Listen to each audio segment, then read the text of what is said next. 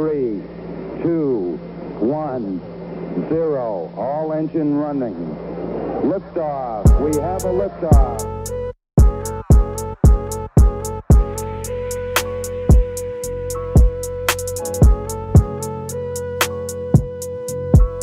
Welcome back to LNB, also known as Lessons and Who? Blessings.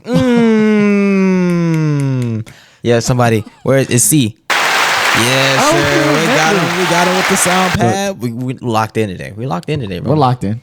Because the last few times we tried to record, no lie, I kept forgetting equipment 3 times in a row. But you know the Lord's. We had great conversations. So. Great conversation. Needed conversations to say the least. But AJ, man, it's good to be back, bro. It is good to be back. It's exciting to be back. I feel like it feels like we haven't recorded in like half a year, but it's definitely not that long. Right. You know, but been a busy month, a great month. Excited to be back and get into it, man. Mm-hmm. This episode is not sponsored by Joe's Strawberry Lemonade, which I currently am drinking right now. But if you're listening, if Joe, whoever Joe is, affiliate of Joe, a cousin, a friend, or foe of Joe, Joe's foes, Joe's. Fro yos, yo-yos. Oh, I'm gonna start playing. I'm gonna start rapping, boy. That's the kind of Don't play with me. Don't play with me. I'm not a rapper. Not a rapper.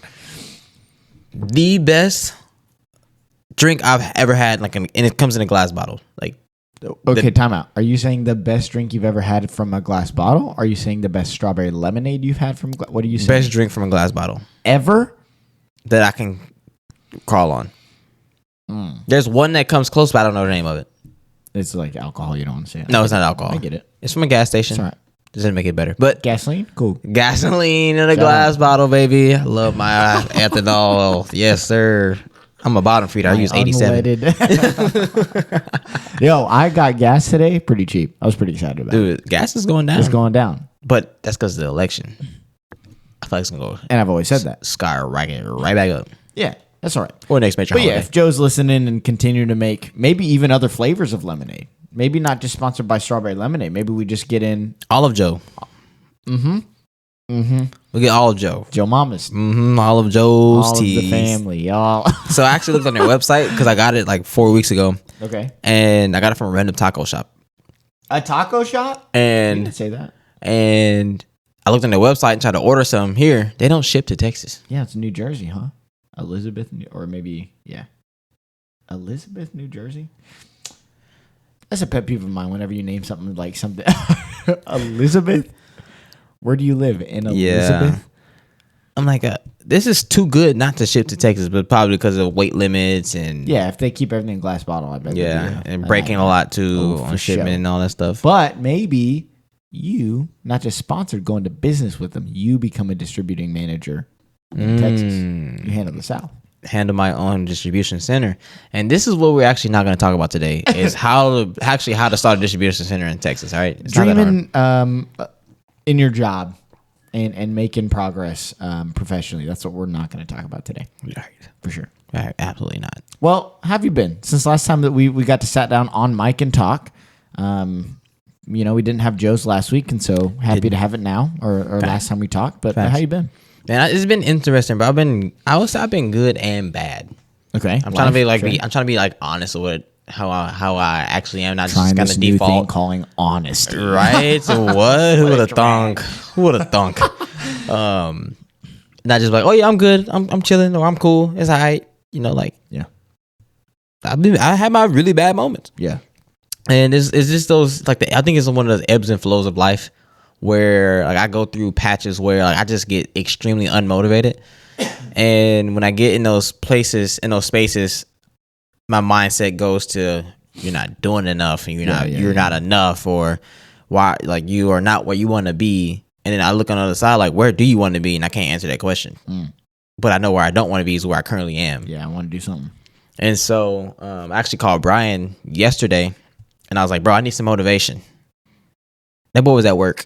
But I just called him on his 10-minute break, so it wasn't bad. Oh, shout out. I'm not getting him fired anyway. I'm not telling y'all where he work at Starbucks. Anyway, coordinates? Yep, off of Beltway. Anyway, that's crazy. Down.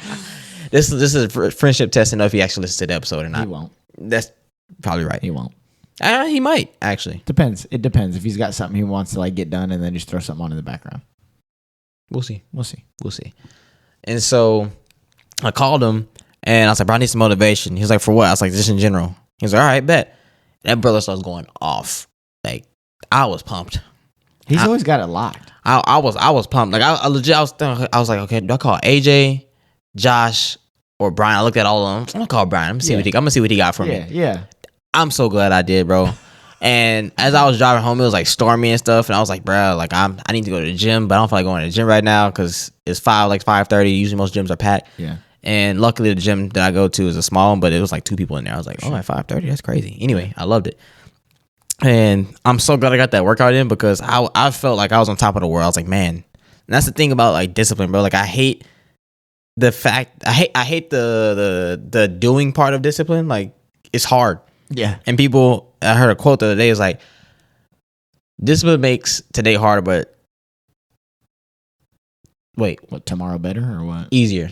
Tomorrow easier. Mm-hmm. Sure. Today, discipline makes today harder and tomorrow easier. And I was like, because after every time you do something you don't want to do, you always glad that you did it. For sure. When it's something positive, at least. Yeah, Not like yeah, when something yeah, you're trying to avoid, like for real. But, For sure. and so, man, and that's been good, man. Like, relationship with Katie's been going pretty well. She got a new job Shout and all that out. stuff. And so, happy for her.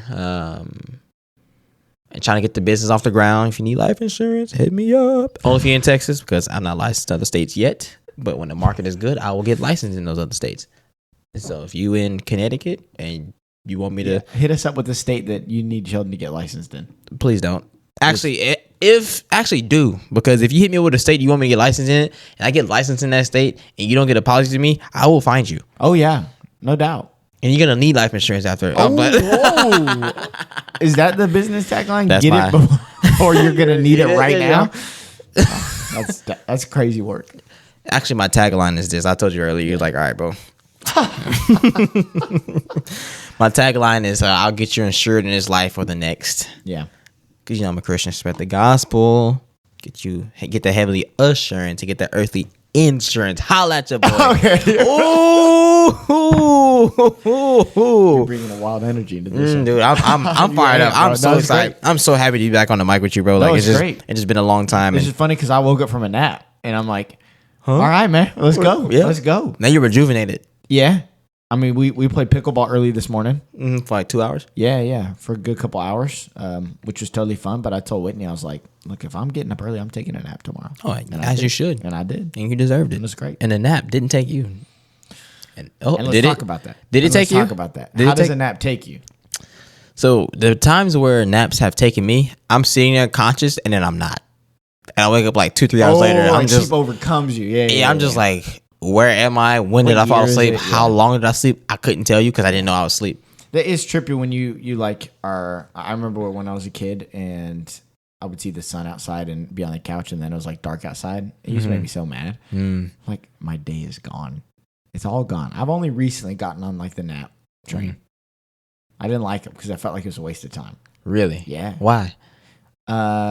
Well, as you mentioned, maybe it's a masculine thing, maybe it's our age thing, maybe it's a us thing. I don't know. But like we all kind of go through those phases where it's just like I'm just not doing what I'm supposed to be doing. Like I feel like I'm not achieving what my potential is what that feeling kind of sounds like for me. And so most of the time you wake up and for whatever reason, time that I lost in naps, I was like, I could have been so productive. But we all know I was going to be like scrolling on my phone or something else or playing video games. Like I wasn't being productive. I just didn't like that. I feel like I missed the opportunity. But yeah, it was. Now I'm like, dude, I love naps. It's great. It's great. But Whitney's a napper as well. So maybe that's what happened. You took that quality from her. Yeah. Well, you acquired that. Stole it. Tactically acquired. for sure, stole. Let's use tactical. Yeah. You tactically acquired for legal purposes. You seen this thing? We're not going to get into this, but have you seen this thing that I saw this like TikTok the other day through like a YouTube short because your boy ain't got TikTok, and she was talking about this wife was talking about getting the ick when her husband took a nap. Like it just made her like look at him like she was weak or something like that, and I don't know What? I assume anything like that is just rage bait. Like it's not real. You're just trying to get interaction or whatever. It's like if there are people out there that's like, Just need my man to not nap. And I saw that. Yeah. And all the comments, the comments were like, tearing her up. Yeah, cooking her. But all the men were doing that. All the women were like, yeah, I get it. I see, I understand. Because like you feel like he should be doing something, but he's not. But you also like, you're glad that he's resting, he has peace. But part of you is like, why is he not doing something right now? He's supposed to be doing something. I'm doing something. Why are you not doing something? Crazy. I would never understand it. But anyway, yeah, bro. It's been good. It's been good. Like spiritually, man, it's been one of those things where I have to constantly bring myself back to a place of, it's not about what you do. Yeah. It's what is the condition of your heart. And so when my condition of my heart is in the right place, then what I do will be effective. Yeah. And so getting back to that place of, all right, man, it's not about how long your Bible streak can be. It's not about how long you can fast. It's not about how many hours of worship you had this week. It's not about how much scripture I've even memorized or read this week. Am I applying the scripture the scripture am I reading?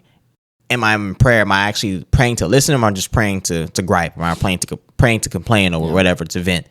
When I'm worshiping, am I truly worshiping God for his character, or am I worshiping for the feeling? Like, these are real things I'm constantly asking myself and checking myself with. And I had a mentor is telling me that he's challenged me to do less because I'm a doer. Like, both of us are doers. We have no problem with movement. We have a problem with slowing down. Yeah.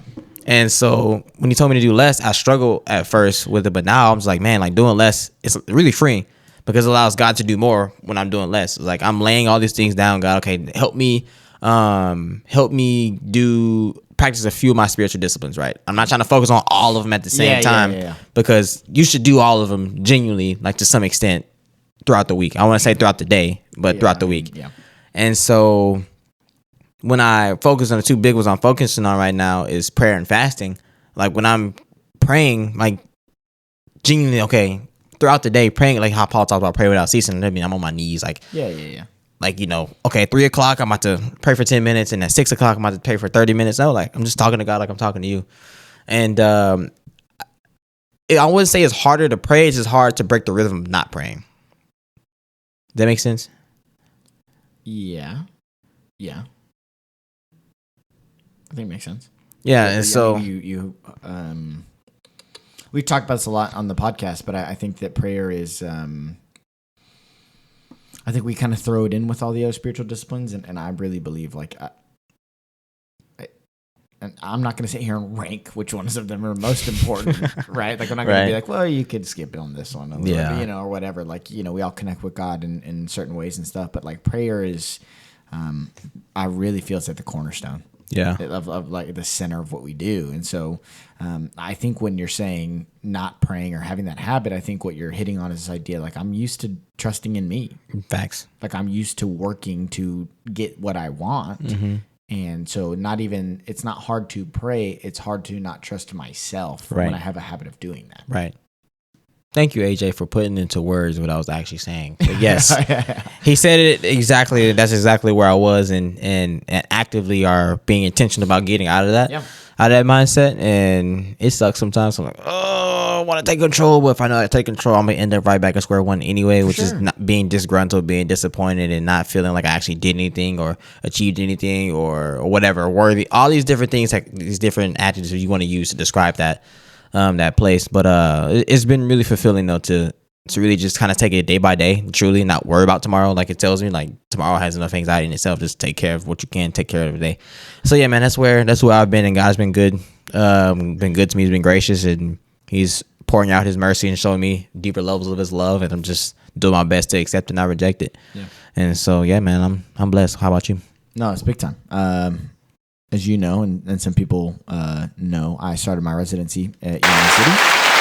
Yeah, shout out. So I've been there for really just about a month and some change. Hold on. Haven't gotten 5 yet, which is great. Yeah. My mama, we lit. We need that on a soundboard. We need to get an actual soundboard. Yeah, we will. Big change is coming. We're getting a new soundboard.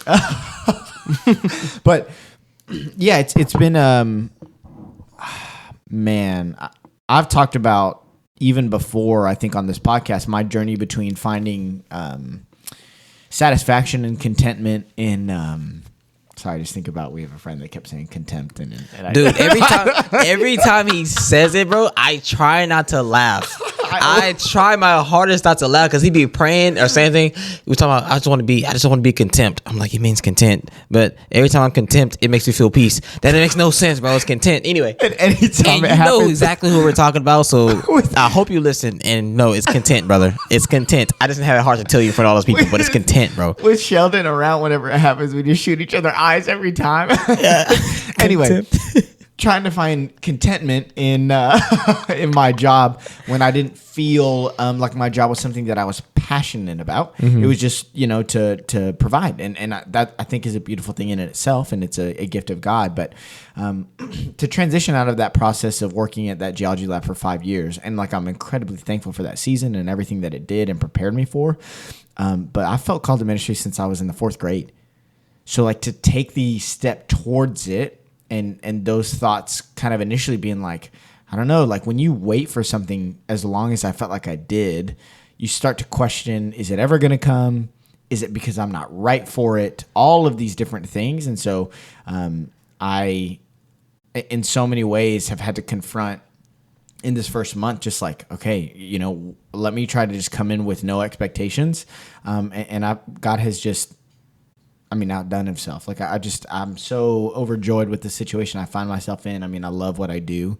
I love being able to use some of these gifts. And I really had an expectation from previous experiences with ministry that I'd kind of have to go in there and be like the new guy, bottom guy on the rung and kind of prove that I can do things and very slow. I've been thrown into the fire and it's exactly what I wanted. Like the amount of opportunities that I've had already just to get in front of people and to have communication and to learn and, credit to the guy I answer to, but Jeremy Winter's like unbelievable man. Yeah. Like and his ability just to say like, hey, we're asking for ideas right now. No idea is bad. Your ideas are important. Like you bring them to it. Or the amount of times he just goes, hey, go figure this out. And I'm like, yeah, I would love to do that. Like, and I still work through like, okay, but I need to do it exactly how people want and all that kind of stuff. And it's like, no, like you're here for a reason and you've been brought in this area for a reason. And I tell people this all the time, like what you bring, we need. God brought you for a reason. And so me trying to even understand that for myself,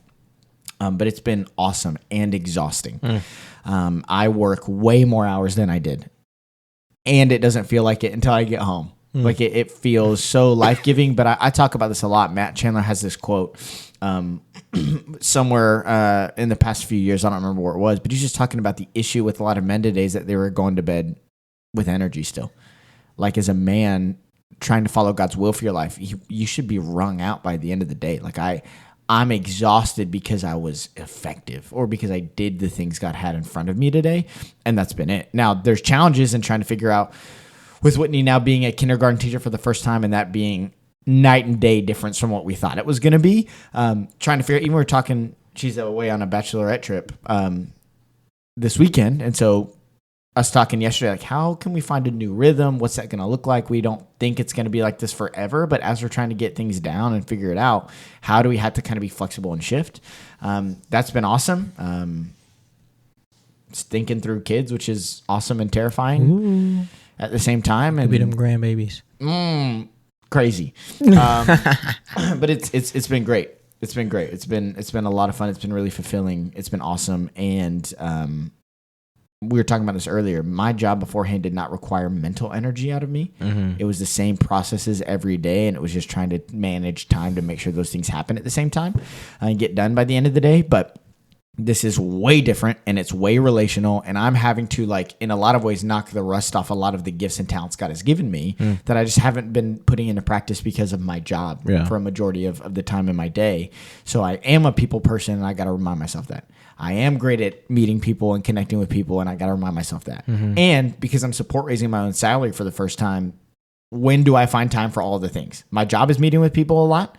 I got to meet with people for support raising. I got to make sure I'm not dropping the ball at home. But I love it. Yeah. I love it.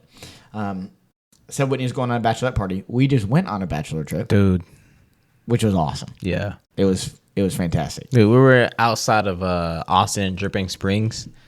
and the scenery was magnificent. Like Unbelievable. I looked at the pictures of Airbnb, but I briefly looked at it. Yeah, I didn't. But once we got there, I was like, oh my gosh, this is Unbelievable. incredible. Like we were sitting like on a cliffside type thing or in a valley. In Texas, can you believe it? And the weather was nice. It was perfect, and we had our own private pickleball court, dude. Oh, with lights that were actually like top tier quality. Yeah, good lighting. So first night we played to like 12:30, 1 a.m. Yeah, it was crazy. It was nuts. And I actually started going through the film, and I've been analyzing. I'm like, we gonna work on that. We gonna work on that For you or for everybody? Everybody, Oh, no. everybody getting coached because as much pickleball as we play, we gonna be good. We gonna be good. No, I agree. Because I want to go to a place where we come in as a group and everybody's like, oh, it's them. Frick. Like crap. Which is hilarious because it was maybe 2 or 3 months ago that we were trying to convince you that you needed to play hard with us. Dude, no. They're first trying to convince me to play with y'all. That was the first. At all. I didn't really care about pickleball at the time. I was like, pickleball's okay. Like, I'm a tennis guy. Like, it's tennis junior for a lot of tennis people. Yeah. I get it. Weenie Hut Jr. Yeah, exactly. Right. And so, like, you know what? I'll sacrifice. I will spend. I love these guys. This is what they love to do. I'll go play. Yeah. And then as y'all got better and better, I was like, okay, this is getting a little bit more fun. Hold on. And when it really got fun, it was at the bachelor trip. We had 1 or 2 points where I was going all out and everybody was keeping up and keeping pace. Yeah. Dude, I had this like rush of euphoria over my body. I was like, oh my gosh, this is the competition that I've been missing, that I've been needing. Like I've been needing. Like I've been talking to my other coach that at the club. I was like, man, I'm playing really good tennis right now. I need to play a tournament. I just don't have the time. I can't just take 2 days and play a tournament. That's assuming I make it out the first day. But I think I'll make it out the first day. Yeah, let me know. And so like I need to have like it's different between like I can go to the gym and work out. Yeah. But if I'm leaving the gym and I don't feel like death, then I didn't really get a good workout. If I go play pickleball and I don't feel like I scratched that competitive piece of my brain, I'm gonna be like, it was okay. It was kind of disappointed.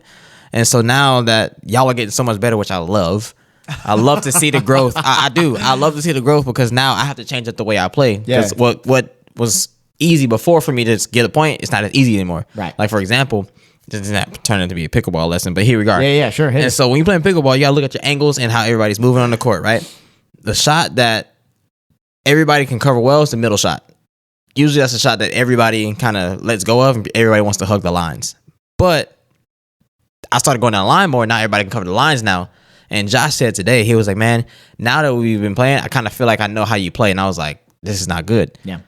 Because even if there's a skill gap, if you know how I play, you can have a leg up with anticipation, with knowing where I'm gonna go, what type of shots I'm gonna hit. Yeah. So now I have to lock in for real. Okay, how can I throw you off? How can I force you to hit a ball that now I'm actually put you treating on you the as an enemy. Yeah. I'm treating you as an enemy now. You're not my friend anymore. You're not a friend anymore. Yeah, like I'm here to destroy you. No, I mean last time we played this morning. I think before the trip I had told you, or maybe it was at the trip, you went line on me, and I was like, I knew you were gonna do that. Yeah, I saw you shape up for it. Yeah, and I was like, I've never seen that before. You know, and I started hitting some lines. You hit one today. I was like, oh, I'm not super accurate with it all the time, but you will be. Yeah, I'm getting there. I'm interested, and we'll talk a little bit about competition because I'm interested to hear you being a college athlete and transition out and what it means to you and all that kind of stuff. I'd cry. I know. And but for the three of us, me, Josh, and Brian, what are some things that we each do individually well and some things we need to work on? Dude, I'm curious with some of the film that you've studied. Dude, this is something I've been thinking. This is something that all of y'all do, bro. All of y'all do. We got a friend. His name is Wes, and this thing is ate you up.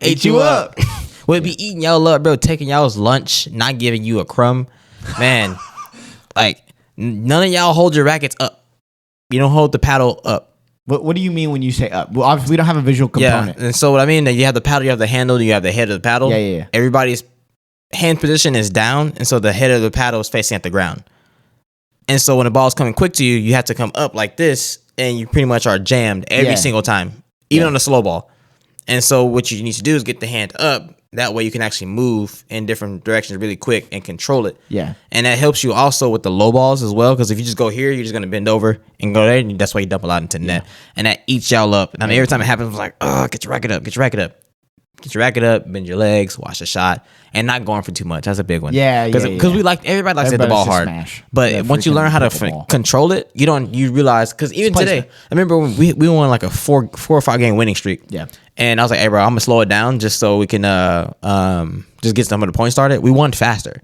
Yeah, when we slowed it down, and I was like, this is a common thing. A mistake in tennis, we always teach people like, hey, if you're in a rally with somebody and all you're doing is sitting cross court and you're better than them, eventually they will adjust and you won't be better than them anymore. Yeah, they'll catch so you need to either change direction or slow it down and change the pace of the ball, and that usually produces a mistake. And so that's what was happening when we were playing again. I don't think Josh who was playing with, but I slowed the serves down, miss, and we got every ball they were looking for. Like, nice one, high ball. We finished at the net. It was awesome. Yeah. And so when you speed it up, because that's what they're used to, because that's what everybody wants to do, like, they're really good. Like, y'all are, I will give y'all kudos. When the ball's coming fast, y'all chef's kiss. Y'all are there. Yeah. I'm like, okay, so I gotta actually, now you gotta play with some tact now. I can't just hit the ball at you and expect you to miss. Because I'm expecting you to make it now. But when I hit the ball soft, I'm like, okay, now I can kind of relax a little bit and kind of see what you do. Yeah. And so, and also as a whole, like the movement with the ball, Josh picked it up first. I saw it at the bachelor trip because I was looking at some film. I was like, whoa. Cause I clipped it and I was like, bro, this movement right here is a coach's dream. Like, you are moving with the ball and you're becoming one with it. And I was like, dude, it's freaking beautiful. Like, bravo. Like, I was like, I'm not trying to hype you up. I'm just saying, like, this is good. Keep this up. Yeah.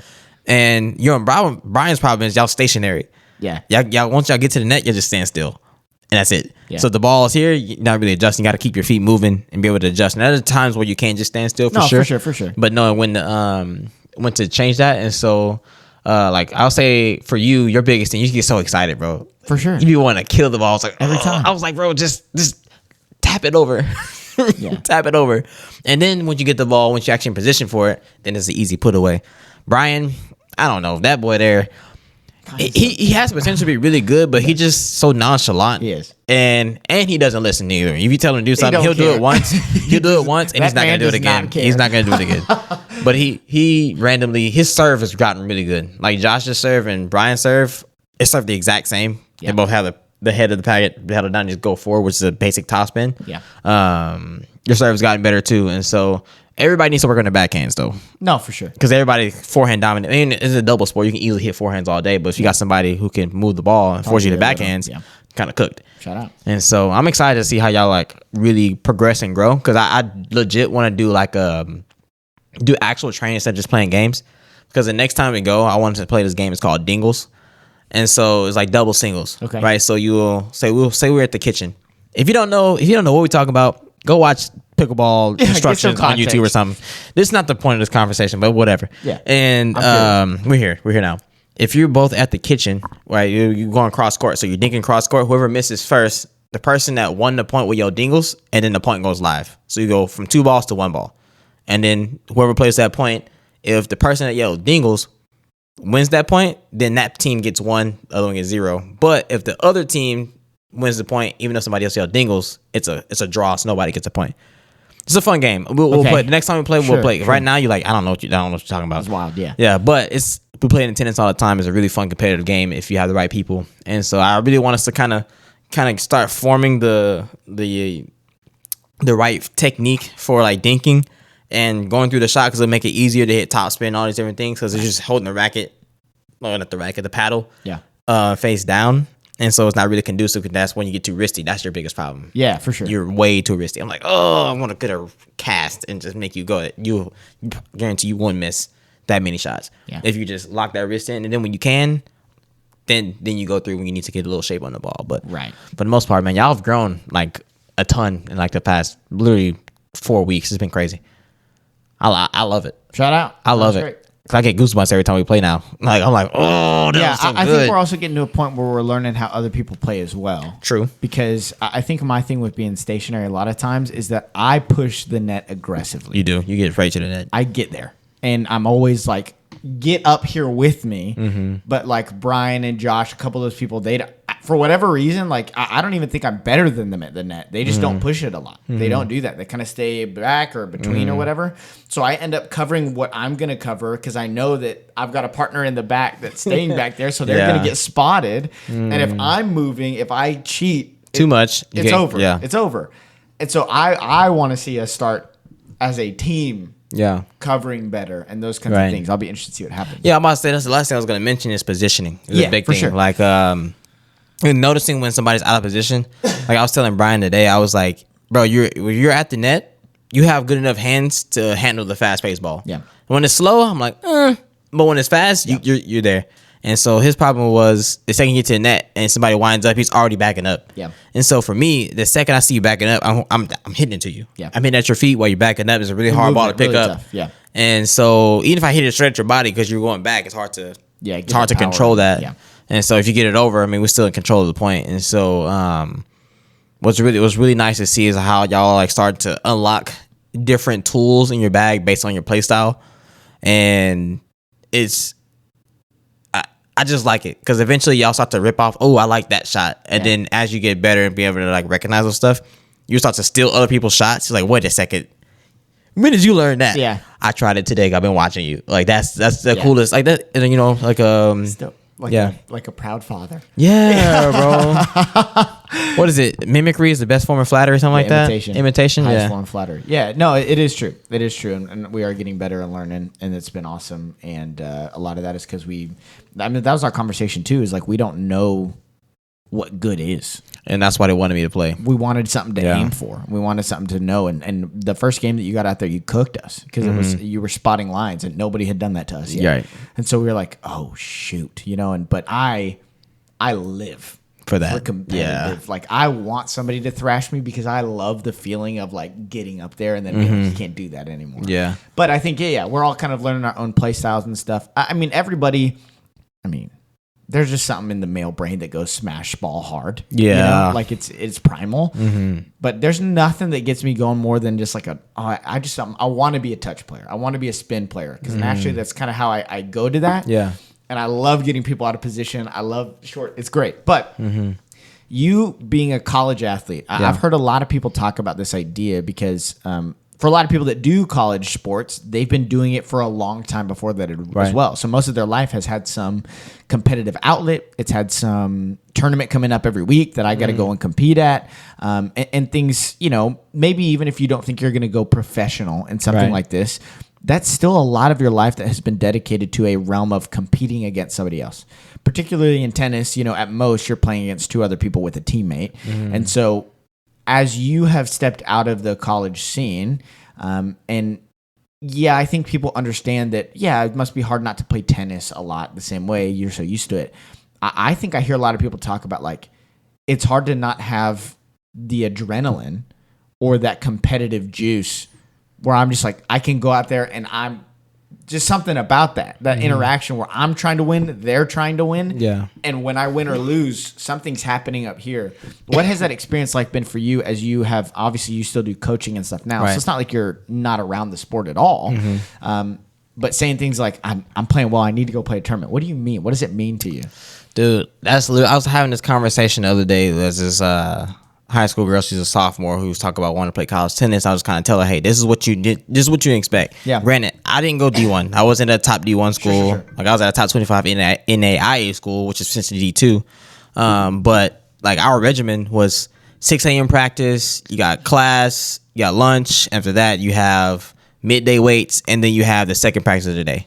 And that's every day for like for a month, and then you drop the 6 a.m.s and the rest of the schedule stays the same. You start playing matches and tournaments, all that stuff. And so for me, when it comes to competitive edge, once I left college sports, I lost it. I lost the competitive edge. Like it took me a lot to get there because I remember growing up in juniors, my dad used to get so mad at me because I didn't have a competitive edge. I was too nice. Like if I'm objectively better than somebody and I can just beat them really quick, I would just prolong the games to legit get practice in and to kind of I didn't want them to feel bad after I beat them. Didn't want them to get crushed. Yeah, I had too much compassion for the sport. Yeah. But if you really want to be good at any sport, you have to have that kill or be killed mentality. Yeah. And I didn't get that until maybe my sophomore, junior of college.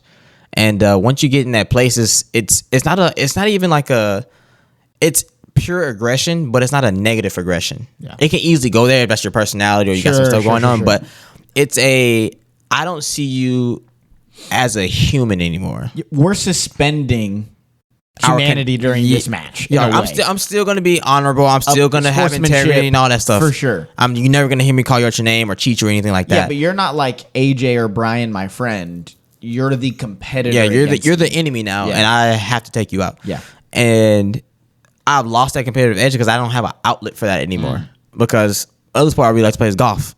I'm not a competitive golfer. I'm a leisure golfer. Yeah. Like I like to just have a low-key round, but I'm also am competitive, so I do want to practice some and let my scores get lower and lower, work on these different shots and stuff like that. But for example, a big reason why I didn't want to play pickleball with y'all is not because like I was better than y'all, it's because for me, I'm not scratching that like, oh, I can actually try. Yep.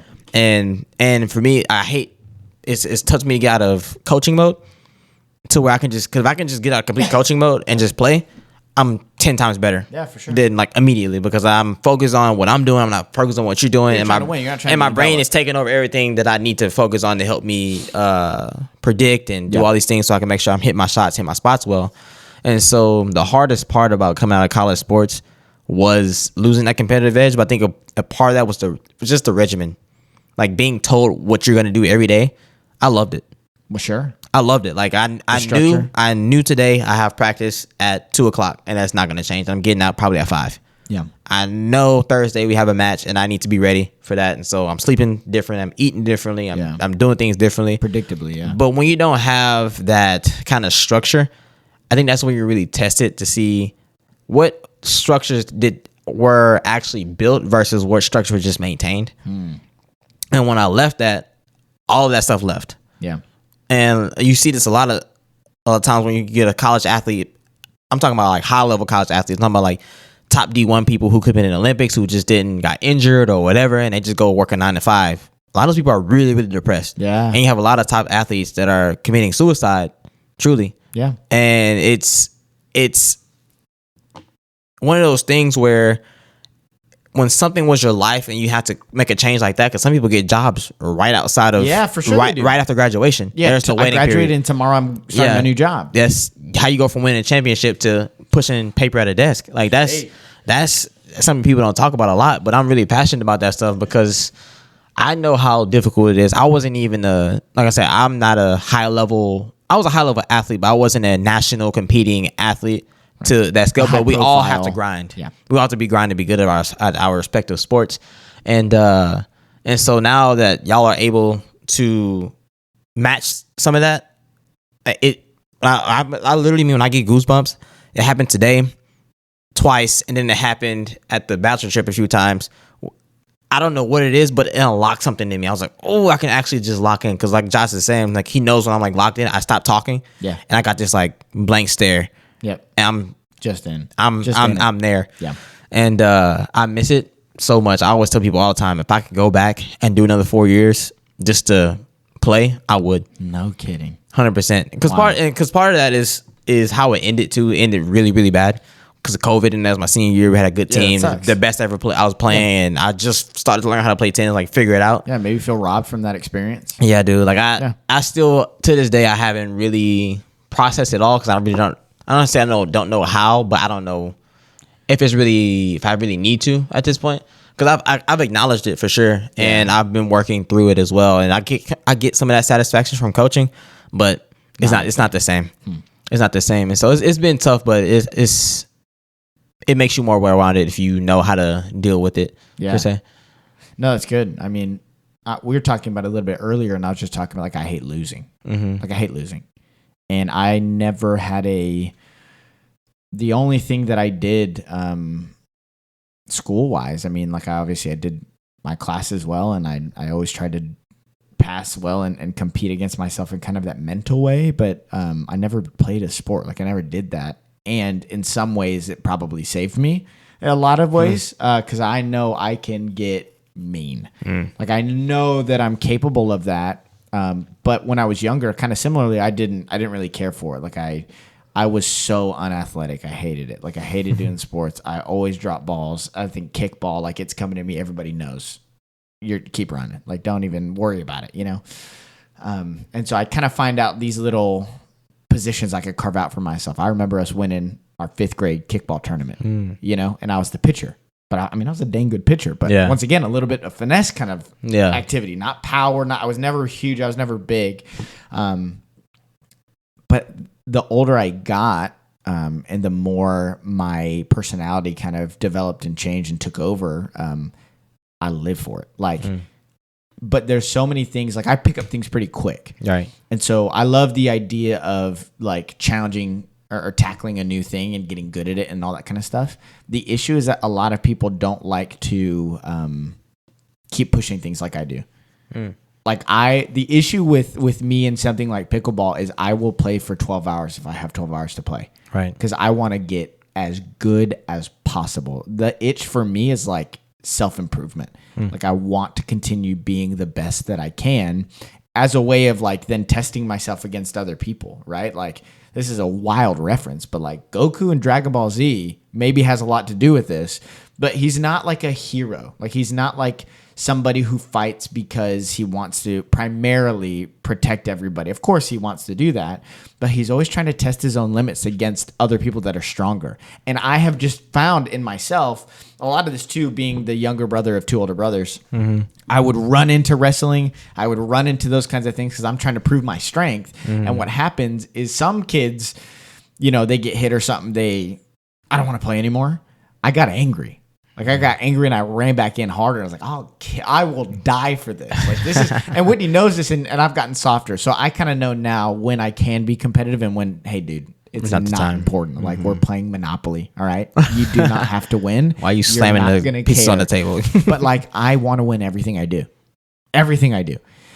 And I think that it makes me feel like maybe I'm tapping into potential. Maybe I'm becoming more disciplined in those areas or whatever. And so I wonder a lot, like, I think spike ball was kind of pickleball for me before.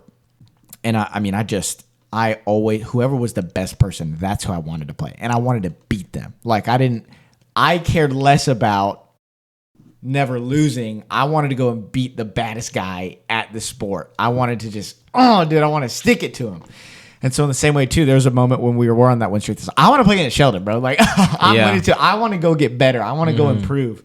And I wonder, in some ways, like I said, I think in some ways maybe it prevented me from going down a path at the time that I definitely could have gone down, like, very easily. I'm curious from your perspective, because you said you didn't have that edge and you had to develop it.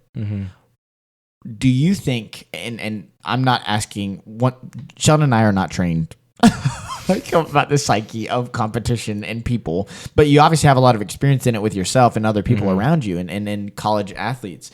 Do you think competition, like, when is competition healthy and when is it destructive? Or does that depend on the person?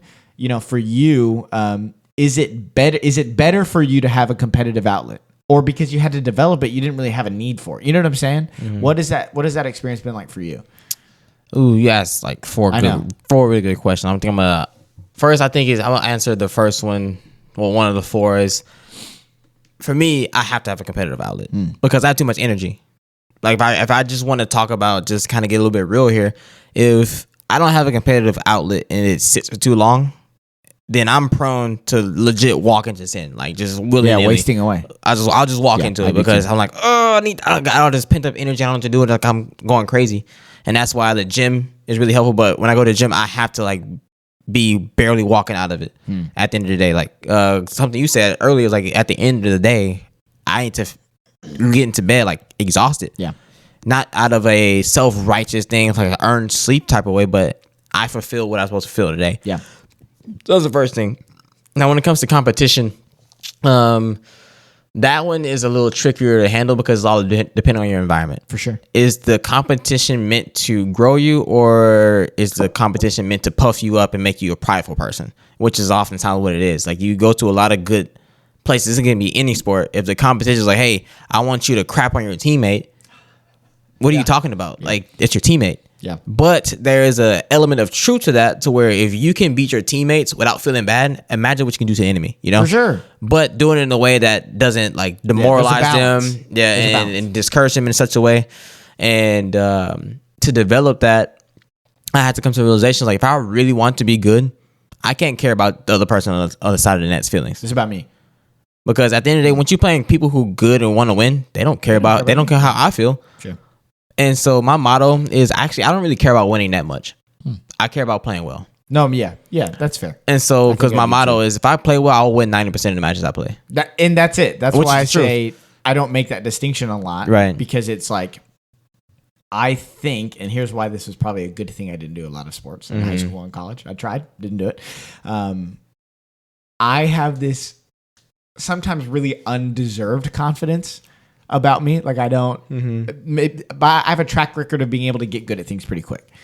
So I always feel like at my best and their best, I win. And that's just the way that, I remember being like this way about foosball in college, bro. Yeah. I'm like, if I lost, it was because I didn't perform and execute the best that I could. And so for somebody who is at 8 on the Enneagram and Challenger, some of that is because I had a very prideful kind of outlook on myself and stuff. Like I just wanted to prove to people I was worthy. And I wanted to crush people and all that kind of stuff. But yeah, it's the same. I don't have an issue getting beat by somebody because we played our best and they were better than me. Because then the challenge is, how do I get better? That's where I'm at. I have an issue whenever I get beat by somebody who isn't better than me and I was just playing bad. Yeah. And we need those. We need those losses. Yeah, have to. Because I recently did the Enneagram to see. I'm like, I'm type 3. I'm an achiever. That's the other one I test super high for. They're usually neck and neck. And so I had to, as I got into college, thinking about the psychology behind like winning and wanting to be a better athlete. If you are results driven, you're going to hate your sport and you're eventually going to burn out. And some people burn out way sooner than others. Some don't burn out until literally the end of their career, which is like, oh, quote unquote, a good time to burn out, but they're going to end their career like, man, like I just wasted 20 years because I hate the sport. I have all these acknowledgments. I have all these trophies. I've had all these accolades, but I didn't enjoy a single second of it. Yeah. Like, for example, there's this famous tennis guy. His name is Nick Kyrgios. And he had insane talent. Like, I've never seen anybody with as much talent as this guy had on tour. Yeah. But he says since he was a kid, he hated the game of tennis. But he just played it because he was good at it. And it got him far, made him a bunch of money. And when he got to the points where I don't need this anymore, he stopped playing tournaments. And now he's an excellent commentator. Everybody loves him. On tour, everybody hated him. But as a commentator on the other side, like, everybody loves him. And he's like, I'm chilling. Like, he's living the dream life, truly. And so for me, I had to be process driven more than results driven. Now, like when in college, you're taking care of your point on the court is huge. Like, you got to take care of your court. And you're expecting and trusting your teammates to do the same thing to overall get the overall score. It's not like it's the same thing in any sport, right? And it's not the same thing because in football, if somebody has a bonus coverage, I can maybe help them out. In basketball, is a mixed match. I can maybe help double team and so forth in any other sport. But in tennis, I can't physically go over to my teammates' court and play for them. I can't do that. All I can do is encourage them and hopefully that they lock in and trust them to do it. And so your number one job as a team sport is to be an individual first. Like, how am I taking care of my court? How am I making sure that I am advancing the overall goal of the team, which is to win the games, which is to win championships and all this stuff, different stuff. And so in that, you have to have this. It's like this dichotomy. It's like how aggressive can I be without it being hurtful? Yeah. And it's for some people can't tap into it at all. Like, I remember when I was coaching in college, I had some girls, sweetest girls on earth. Man, they just didn't have the competitive bone in their body. Like, they were just out there having fun and all that stuff. And that's great. I love it. But when you're trying to win a championship and it's on the line, like, you got to lock in. Yeah. And same thing, I know a bunch of guys too that are like that. It's more, I see it more on the girl side than the guy side. At least at the school I was. Yeah, okay. Now, when you get to a high level, all of those girls are like hungry. They're like, I want to kill you. Like girls tennis. I would say women's tennis is crazy. Like, women's sports are vicious. Like the drama in it is unreal. I had some of my favorite times watching women's tennis, bro. Like in person in college, they just get nasty at each other. Guys, every now and then, if the guys don't like each other, it's different. Yeah. But the girls, and they see you once, like, hate that girl. Like, what? Like, what? Can't stand her. She just made one ball. I hate her. Like, okay, if you hate her enough to win, do what you need to do. Oh my gosh. Right. And so, yeah, it's just, I keep going back to this idea of to get to a certain level, there has to be a switch that you can turn on and turn off. Yeah. And you have to allow yourself to go to that place. Yeah. Because one of my favorite characteristics about myself is if somebody were to cheat me, I don't get mad that they cheated me. I would I'm like, okay, you had the audacity to do that. Yeah. So now I'm mad that I'm gonna that you had the audacity to do it, not that you actually did it. Yeah. And so you don't respect me, bet. And so I would channel that anger in extreme focus. Like legit, I can count. Actually, I can't count on one hand a match that I blatantly being cheated. The first time, I'll give the benefit of the doubt. But if it happens the second or third time, then I'm mad. At that point, I'm like, you just lost the game. Yeah. I don't celebrate for any points. I'm not clapping. No, you're a killer. Like I shut off and I'm in the zone. Yeah. And every time that has happened, I've won those matches. Like I'm the same way. It was funny thing is one of my best friends. He lives in Lubbock now. His name is Juan. A teammate of mine. He was like, bro, when you're like locked in and laser focused, not gonna lie, it's really scary. I'm like the smallest dude on the team. And this dude's like what, 5'10", 5'11", 180. I'm 5'6", 130. Yeah. But he's like, bro, when you get in that mode, I don't say nothing because I don't cheer. I have no expression on my face. I'm just looking around. I'm locked in. Nothing else matters. Yep. Nothing else matters. It's such a fun time to be in that place. And eventually, y'all will get there and pick a ball. Like one day, you will lock in first before the other ones do. Yeah. But it's almost it's similar to flow state a little bit. That's what it is. It's flow state, getting in the zone, all those different I tell you terms what, for it. I've had to do a lot of work. My amazing wife of almost 4 years is a very turn up. Is a very soft person when it comes to those things, and she gets very angry whenever she loses or things like that. So we don't have a lot of competition between us. We're usually together, and I'm trying to help her and get her better. Like you'll notice if we play pickleball, I'm not competitive. Right. I'm encouraging everybody. Yeah. Because I have to. I gotta be in that state. But I promise you today, if somebody came in and started talking trash, I'm there. I'm there. Like you just have to tell me I can't. You just have to tell me that you're not. I was like, all right, like the moment that there was one thing today. Rain, if you're listening to this, I'm not mad. These are the things that I fuel myself with. I like smashed a hit that came in. I crushed it. It was awesome, and I poached. Like I just knew it was coming. Felt good, and then I just like lazily I stepped in the kitchen. Just wasn't thinking about it. We don't usually call it. Nobody's usually watching it. And Rain goes kitchen. Stepped in. He was talking, and I was like, bet. All right. You're right. It was the rule. You're right. Yeah. And now I'm going to crush you. Yeah. And now we're going to win. And then, we talk about it sometimes. Josh and Brian sometimes don't lock in the same way, and it pisses me off.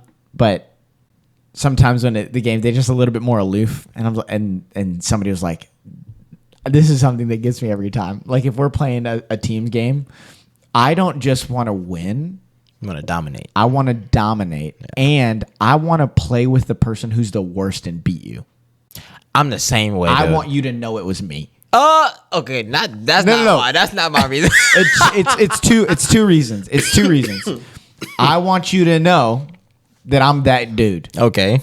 And I have a really good ability to encourage people and get them in and plugged in and all that kind of stuff. And so I feel like I'm a really great teammate to people that aren't confident. Like I'm going to help you get there. When I think you should be doing something and you're capable, then I'll get mad. Yeah. But then I want people to know, because what I hate it when people like we play a team sport and somebody's like, well, my partner was worse and blah, blah, blah, blah, blah. I'm like, win, bruh, figure it out. Get rise to the occasion, get there. So that I don't want there to be any doubts, no questions. I'm taking them. We're going to beat you.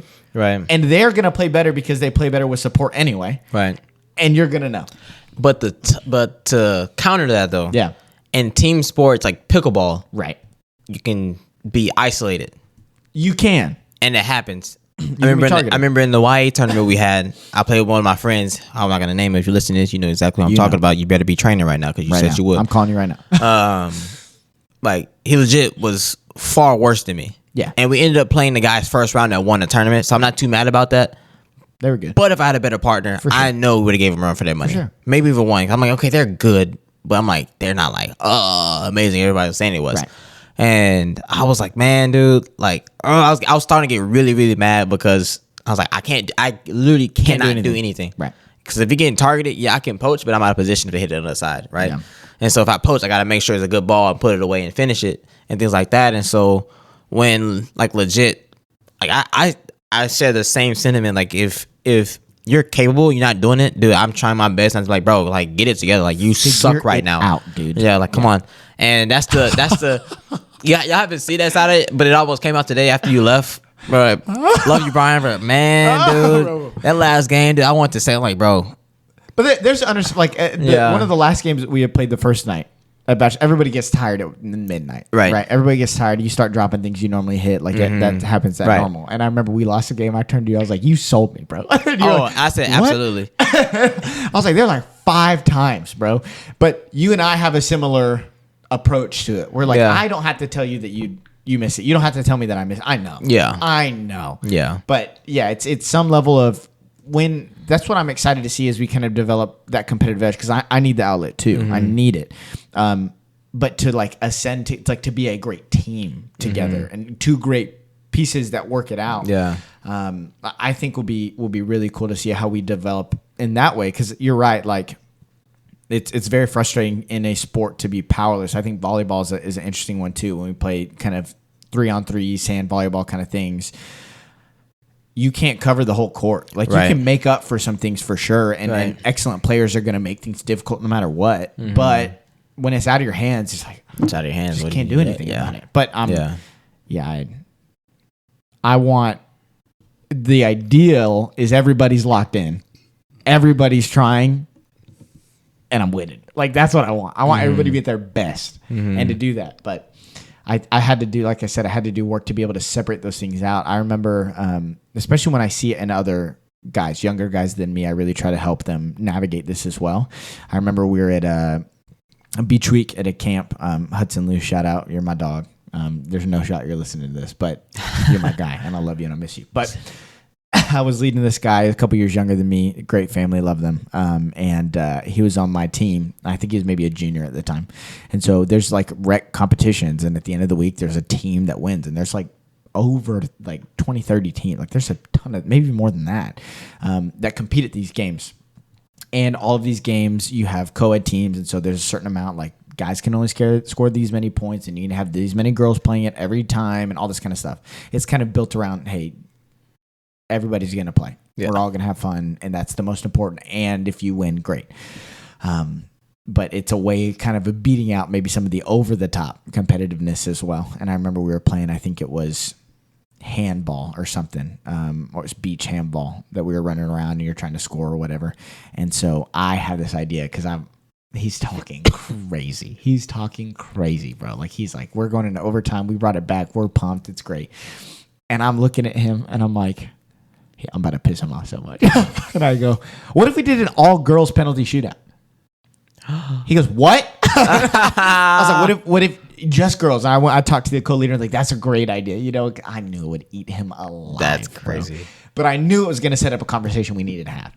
And so I remember hitting him with that, and he is so mad, bro. Watch, we may have lost. We may have won. I don't even remember. But I remember talking to him. I was like, I did that because of you. And I need you to understand why. Like, competition is great. I love it. I'm the same way. I want to do that. But you have to understand the line when you can do that and when you are making somebody else have a terrible experience because you are trying to win at every cost. Right. There are things that are more important is the point that I was making.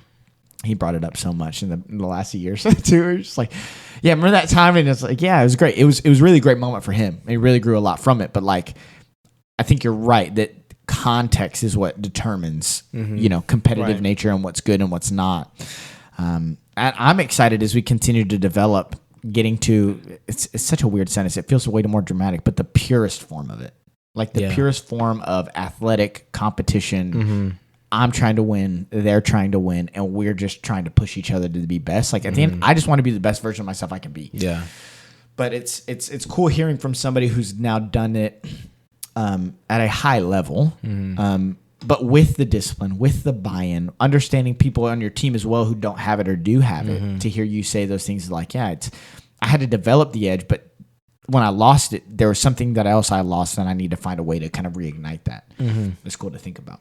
Yeah, I think what's going to be cool with us, it's the community piece of it. Of course it is. Like, you can have, the best of times or the worst of times with bad people. Yeah. But the worst times are the best of times with the right people. Yeah. And so when we're all suffering together. Yeah. Like, we build misery loves company, but not in like a negative sense, but in this positive sense. Like, we're suffering in order to like discipline ourselves, to get better and to grind, to work out and eat right, whatever that might look like in a team aspect. When everybody actually does it, I don't know how to explain it, but it's just this. The term is synergy. Where everybody starts to click. And I remember I'm in college. I remember this vividly. What made us click is when it was my junior year, and it was right before the conference playoff. Right, this is our first year. We went undefeated in conference, and we beat everybody. And nobody thought we were gonna do that. We didn't think we were gonna do that. But as we kept going in the season, like we believe we can actually do this, and we locked in. And so after we went undefeated in conference, we're all high on the conference things. Like, all right, boys, we got to go to this conference tournament, and we're gonna do exactly what we did in the season, and we're going to nationals. Right? We won our quarterfinal match, easy piece of cake. Yeah. Our semifinal match, we playing a team that we beat like 7-2 in the season. Okay. And at start of singles, it was 2-1. So I was like, oh, that's fine. We just need 3 singles matches to win. We ended up losing that match, 5-4. Yeah. I lost to a guy that I should have beat. And it was the craziest part about that. I knew we were gonna lose the night before. I couldn't shake the feeling. Like I didn't tell anybody this, but I was like, I just felt like we're gonna lose this match. I could not shake the feeling. I've never felt that before. It was so weird. And the reason, looking back at it, is because all the conversation was, oh, the final. Hey, we got to lock in for the final. We got to lock in for the final. The final. We didn't take care of where we were in the semifinal. If we'd have worried about the semifinal, I believe we would have wiped them off the court. But the fact that we were already looking ahead and I think where we are now, I was like, And so we needed that loss. 'Cause that loss hurt, bro. That sucked. But we were supposed to go to nationals. Everybody's like, well, they went undefeated in conference. Like, they're going to go through the conference tournament and do the same thing again. Like, the finals going to be tough because we beat that team 5-4. Yeah. And they ended up cakewalking to nationals. We were pissed, bro. We were mad. Yeah. But we had returned that senior year with the same team and a few better pieces. Sure. And so the coach had did a really good job of recruiting, so the lineup was even stronger. Yeah. And it's like that, taking the culture, like the culture matters so much because we knew what that pain felt like. We bottled up, we felt it, we cried. All of us, like we got a group of guys that are crying over a loss. Yeah. And it wasn't like it was like one of those cries where nobody was saying anything because we knew we messed up. Yeah. We couldn't be mad at anybody but ourselves. And that lit like a fire, a spark in us. And we came back that next year, dude. In the fall, we were dominating everybody. It was insane. It was kind of crazy. Everybody was working hard. Everybody was locked in. Everybody was on time for weights every day, time for morning practice every day. Like, nobody is like, hey, if you're late, don't come. If you don't want to be here, don't be here. Like, if you don't want to practice, go home. Like, that's the type of mentality we had. Yeah. And it took 4 years to develop that. But we needed that loss, that time. To do that. Mm-hmm. Sure. And then in the spring, we went on a spring break trip just right before COVID. Christ. We had beat 3 top 25 teams back to back to back on a Monday, a Tuesday, and a Wednesday. Put that work in. It was crazy. And our confidence was through the roof. Like, we were so ready to like just dominate everybody. We didn't care who you were. We didn't care if you was the worst team in the conference. We're coming for your head. Like, I believe we would have done it. Yeah. But God had other plans. COVID happened, and a part of me died that day. Legit. I remember. Like, we were in the hotel because we were about to go to watch some of the March Madness was in Tennessee that year because we were in Nashville. Yeah. And we were gonna go watch some of the first round games because it's like super super cheap. And so we're gonna watch, and then we get a call like, "Hey, from the president, hey, y'all gotta come back. Everything's done. Like, everything's shutting down." We're like, "Oh," because nobody really thought COVID was gonna do that at that time. And so in the hotel, we were actually staying at a bunch of the NCAA teams were staying there. We were the last ones there. And so when we checked out, they were like, "Hey, by the way, y'all like the last ones here. Like, everybody's already left already." And that's, I'm like, dang, this is real. Yeah, and then getting the text, NCAA tournament canceled. This canceled. That's when it started to hit. Bro, that bus ride back was so sad, bro. Like, nobody was talking. Yeah. And that team had 7 seniors on it. Yeah. And five of them were starters. Yeah. And the one that wasn't a starter was a freshman. That was cold. He transferred to D2. He had a great career. Shout out to Ryan if you're listening to this. Lee, bro. And that bus ride was so sad, dog. Like, dude, it was from Nashville to Kansas. I think it was like maybe 11 hours of silence, bro. Straight silence. Got off the bus. Nobody was talking. It was sad, dog. It was sad, bro. I could cry. I'm starting to feel those emotions again because, man, like I don't know how to. Actually, I do know how to explain it because I've talked about this in past pods. But it was like one of those things where I feel like my identity was stripped from me. Yeah. But there was purpose in that. Yeah. Because my identity wasn't something that would never last anyway. Yeah. So what happens if we have the storybook ending and we go to nationals? We're going to win nationals because we weren't that good. We were good enough to get there. We're not good enough to win. I will acknowledge that. Sure, we lose our first round, got the experience of it. Now the curtain's going to close eventually. The career's over. Yeah. Now what do you do with your life? Right. It's coming sooner or later. Yeah, sooner or later. And I'm just like, man, like, God, thank you for that lesson, because without that, I would not know how to appreciate the grind. I would not know how to appreciate every moment. Like, as a coach, having that insight, I'm like, hey, y'all have the opportunity to make whatever you want this to be. I can give you the plan. I can tell you what to do, but you got to want it more than I want it for you. Now, granted, there are times where you need to, want it more than them so they can actually believe in themselves. But don't make the same mistake that I did 4 years in. You finally like lock in and get there when you commit now. Yeah. And reap everything you're supposed to reap in year 2, not in year 6 or year 8 or year 9 or year 10. Now, some people aren't blessed that way. So they have to grind. Then you're 9, and then they finally peak. Breakthrough, yeah. But for the people who are right at the like threshold's door, like take that step. Just go through. And that doesn't mean sports. That can be anything. Whatever you're waiting on, whatever it is that you are seeking, whatever it is that you're looking for, whatever it is that you aspire to be. If you have the ability to create that life now, why wait? Yeah, I would point out, I mean, this feels like there's a part 2 in it somewhere, for sure. Because I don't even think we've talked about maybe the difference, like what it meant for us growing up. Because I think that guys have this kind of built-in fantasy to be a hero. And heroic stories only happen when there is failure. Right.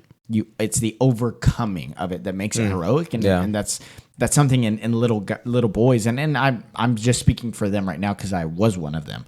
But there's just something in us that says like we want to be the hero of the story that slays the dragon and saves the girl. Like it's hardwired into us. Absolutely. And we haven't even talked about those kind of motivations kind of latently and stuff. But if you're listening to this, you're like, well, I'm never going to play pickleball and I'm never going to be competitive and all that kind of stuff. I think it's an invitation just to evaluate why you do what you do, where your identity is, and really, I think it's hard work to be somebody that always wants to continue to grow, but the work is good. Yeah. Like it's good. And this is the thing is, especially we believe as Christians that Jesus was the only perfect one. So the goal isn't perfection. The goal is we're being sanctified in progress, right? And so I think that there's something in it as well. And this is why I think there's a part 2, because there's multiple things we could go into. But those things, competition, it teaches you how to handle adversity. True. And so if you're going through adversity right now, you've got an opportunity. Right. You've got a chance to say, I could be better on the other side of this, and that's my goal. My goal is not to never lose. My goal is not never take an L. My goal is not any of those kinds of things. Like you can have the wrong perspective for sure. But if you're going through something and you're not sure what's going on, if you're going to make it through, maybe it's that God is having a different version of you come out of that. So lean in. Lean in and have that opportunity and don't be afraid. I think this is why it's super important. Don't be afraid to find out your limits. Don't be afraid to find out your limits and where you're bad. Like that's okay. Self-awareness is important. And there's the chance that you've expressed anyway, like there's moments of breaking through limits as well that will come. So if you're listening, you're like, hey, I'm never going to do any of those things. The invitation is way more applicable than being sports and athletic and all that kind of stuff. It's how you handle adversity and challenges, and hopefully that help you just kind of think through and give you some encouragement if you're facing some of those. Yeah, absolutely, man. And it's just to cap off, man, like a verse that I love comes from 1 Corinthians 15. I will acknowledge taking this verse out of context right now, but favorite thing to do. I love it. But I'm kidding. It's crazy. Because to give you the context, it's talking about the resurrection of Christ and the mystery and victory and the resurrection of the body, resurrection of the dead, and all these different things in this chapter. But at the end, starting verse 50, I'm just going to read the whole thing. Yeah. It says, I tell you this, brothers, flesh and blood cannot inherit the kingdom of God, nor does the perishable inherit the imperishable. Behold, I tell you a mystery. We shall not all sleep, but we all shall be changed in a moment, in the twinkling of an eye, at the last trumpet. This is him coming back. For the trumpet will sound, and the dead will be raised imperishable, and we shall be changed. For this perishable body must put on imperishable, and the mortal body must put on immortality. Now, there's a mouthful, so I technically go read it, please. Go read it for yourself. But when the perishable puts on the imperishable, and the mortal puts on immortality, then shall come to pass, the saying that is written, death is swallowed up in victory. O death, where is your victory? O death, where is your sting? Now, the sting of death is sin, and the power of sin is the law. But thanks be to God who gives us the victory through our Lord Jesus Christ. Amen. Let me clap for that. Goosebumps. But verse 58, therefore, my beloved brothers, be steadfast, be immovable, always abounding in the work of the Lord, knowing that in the Lord your labor is not in vain. And I just love that verse. One, for several reasons, a little bit of nostalgia here. I got to read this passage at my grandpa's funeral last year. But also as I just study and apply it to my own life, when I believe that Jesus gives us the opportunity to be mediocre. He allows us the opportunity to be mediocre if we want to be. Yeah. Because he said he came to bring life and life abundantly. Yeah. A lot of us don't live in abundance. Yeah. And so he's good enough to allow you to live a mediocre life. Like be a mediocre Christian. Just being frank. Like you can make it into heaven being a mediocre Christian. Amen. I'm glad we actually had the opportunity to do that. It's not works based. Yeah. But what if the life he wants for you is extraordinary, beyond extraordinary? Yeah. What is it that he's asking you to do? Or what is it that he's told you to do? You just don't want to do it. Sure. And that's the tough part. That's why you need community. That's why you need people to uphold you and lift you up and you to cover yourself and all these things. And so I just want to encourage y'all. It's like, hey, like think about the possibilities of what it could be. Yeah. Give it to God and let him show you what it is. It's good. And so this has been Lessons and Blessings. I'm Shell. I'm AJ.